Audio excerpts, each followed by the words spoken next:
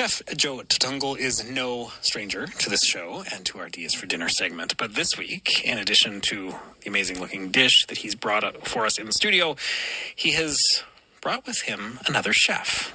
Sort of, virtually. She's joining us on the line because she's in Toronto. But both Joe and Chef Suman Ali are teaming up for a special collaboration dinner at his Coconut Lagoon restaurant on the 22nd of January. Hello to both of you. Hello, Alan. Happy New Year. Hi, Alan. Happy New Year. Chef. Yes. So, Joe, first of all, before we go further, why Suman? Why is this someone you wanted to collaborate with? Oh, I met her last year, and, she comes from a small country next to where I used to work in Saudi Arabia. I was there in November also to get an award for my book. Yeah. And it's the next country, it's just bridge across. And I met Suman Ali in November. We cooked together, and right off the bat, we clicked, and, So I wanted to really, and a lot of Indians are working in Bahrain. Mm-hmm. And, they're familiar with our style of food from the Kerala part, the Malabari cuisine. So I wanted to make a collaboration, and, it's a nice time to do it. Suman, what did you make of this guy who wanted to work with you? He is just being downright way too humble about this, first of all.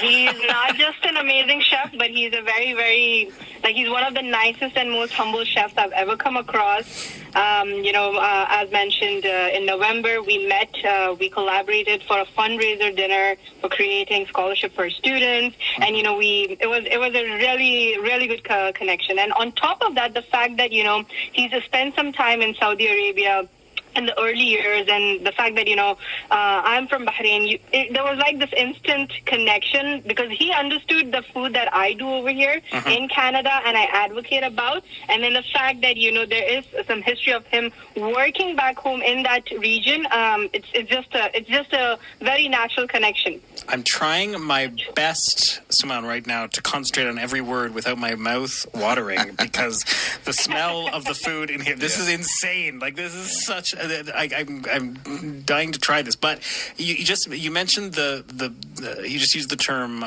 he understood the food. How often is it not understood? Do you find Bahraini when you're doing Bahraini cuisine? What are the challenges there? So what I'll tell you is that out west and outside of the Middle East, people have this generalization that Middle Eastern food is just one thing.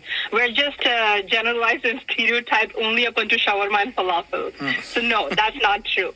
It is very diverse. It is very, very heavily influenced by the diaspora communities and cultures from India, Pakistan, and various other Asian communities that actually reside. I myself am a second generation. And, I like to call myself almost like a chicken biryani because I have the best of the Arab heritage, the Indian heritage, and the Pakistani one. So that's there.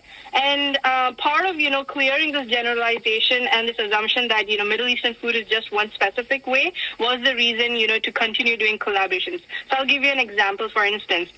We're very heavy meat eaters. We're very heavy rice eaters.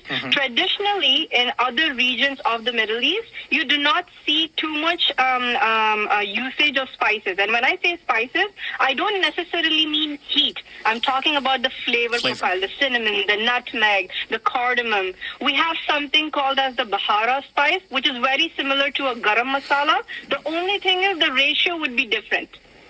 Okay. The same spices, pretty much the same, yeah. When you were then thinking of how to meld those two worlds together, Joe, what was common ground, and where did you find that Suman was pushing you to try new things? She has very creative. She's very creative in plating and all that, and we want to bring that kind of cuisine, the fusion touch to the thing, and we wanted to make it.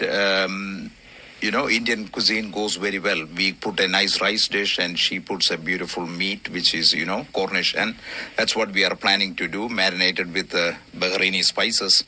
And, we grill them with a nice garlic sauce, which we don't use much in Indian cuisine, but we're going to do that together. And it will be like a beautiful biryani, but it will be a different, Yeah. It's as Describe what is in front of me right now, because So right now we're going to do like an maza plate, like an appetizer with some of Indian dishes and Bahraini dishes. So what I'm doing that in front of you is a smoked eggplant in hung yogurt with molasses of pomegranate and Aleppo chili oil, and there is some plantain chips from Kerala, obviously, and some mint chutney. And the lamb chop is marinated with Indian spices, but once it's grilled, it's toasted with sumac.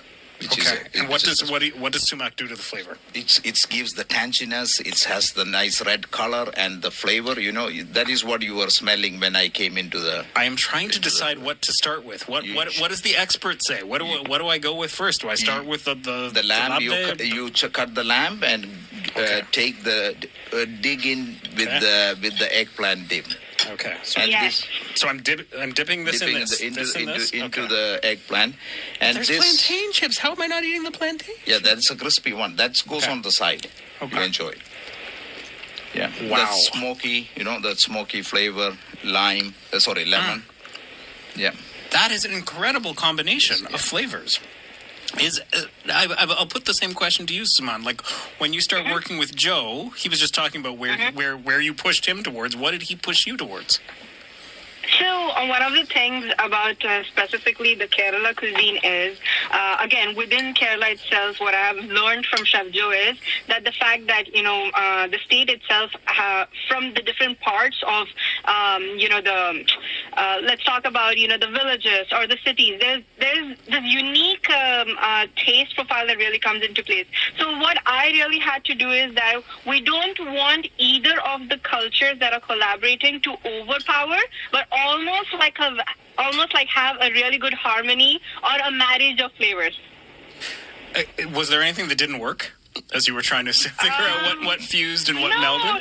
No. And as I said, going back to that point also, the fact that in existence today, back home in the Khalij region, in Bahrain, Saudi, Dubai, and everywhere else, in that specific region of the world, the fact that, there is a very strong Asian community. There's a strong Kerala community as well. So you already see that Arab and Indian fusion of flavors in the form of comfort food. What me and him are going to be doing with this collaboration is to really polish it up, to really refine it. So it's going to look delicious. It's going to taste delicious. It's going to for sure, give you those memory kickbacks. But then at the same time, it's going to be visually very beautiful. I like memory kickbacks as a way of describing what is happening right now. The dip you call Queen of the Dips, Joe. Yeah. Why is this the queen? It's like a hummus is the king of dips, and this is eggplant, and it's a beautiful vegetable. People don't use it, much, and I would like to. I love eggplant, and if you do it nicely, spit roasted, fire them, then burn them, smoky. That's good flavor. I love it. Of all the components on this, but this is sensational, by the way. To both of you, good. I am saying this right now. I am in love with everything that is in front of me. But what is the hardest? I'm holding up just the dip element here. Yeah. What is the hardest thing to get right in that? What can go wrong for you trying to create that or trying to perfect that flavor? Don't overburn the eggplant. And make sure, you grill it, no skin comes into you peel the skins off, you take the smoky part, the eggplant has to be cooked. If it is not cooked properly, then you don't get that full taste. So it has to cook and shrink down to flat, that means that's beautifully done and it's ready to use. So what happens if that skin comes in contact? It gives you that burnt flavor and bitterness. His face just crumpled up into the look of absolute disdain. Suman, this is obviously this is something that he would never allow to happen. Yeah. Suman, of everything in front of me right now, what is the toughest thing to get right for you? I mean, I've got the sumac tossed lamb chop and the chutney and the lapne bandejan. What is for you the most challenging thing of that trio? In terms of the dish, you mean? Yeah, as a chef, the part that you're we have to. What's the toughest thing to get right? I think I wouldn't say toughest, but one of the technical aspect of the entire combination would be, one, for sure, making sure the lamb is nice and tender. So that's going to be one of the game changers. And then at the same time, the acidity level of the dip. So if the dip has way too much, let's say lemon, or if it has way too charred or way too burnt eggplant, it's going to really, it's going to almost taste rancid. So those are the things you really want to balance the flavors by doing a really efficient cooking technique. That's going to be one of the most important things. That did not happen in the piece that I have right here. I'm just assuring you right now. I know that. is there? I mean, is there still changes happening to the menu before Monday, or is the we fine tune it a little bit more better. Yeah, we will. What are you still fine tuning, Joe? No, we want to find out another dip or another sauce, and we are working on a nice samosa, which I will be planning to do with the duck. Oh. From Mariposa farms, so that gives a good unique thing to the menu, because we are using Cornish hen, we are using lamb, we are using beef, so we need some does protein. Suman get in there and then sort of put the Bahraini spin on the samosa too? No. He's turning. He's shaking his head. No, if you thought that was part of the plan, it's not happening. I'll chime in over there. So part of our first course is actually a blend of two cultures. Yeah. So he has something called as the thali, which is on his menu, which is different components in one plate. And then in the Arabic language, you have something called as the meze, which is also different components in one plate. So part of that one plate is going to be having samosas, which in Arabic is also actually called sambusek. Then there's going to be the labne dip. Then there's going to be a vegetarian kebab, and then two to three other components. So 3 components that are Keralite, 3 components that would be Bahraini. Man, so can people still get tickets to this? Within first course. Okay, that's just the first course, ladies and gentlemen. All right, so people can still get tickets. Yes, and you know that we are celebrating our Republic Day on the 26th of January, so this is 4 days before. And Bahraini, they had their National Day on December 16th. So 16th, we are just celebrating together. The combination. And celebrating the Independence Day, Republic Days. And the National Day. All right. So if people want tickets and more information, they can go to coconutlagoon.ca. I thank both of you for coming in today and for bringing this fantastic food. Thank you. Absolutely sensational.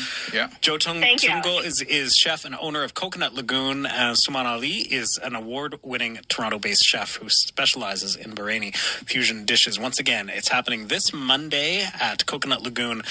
For more information,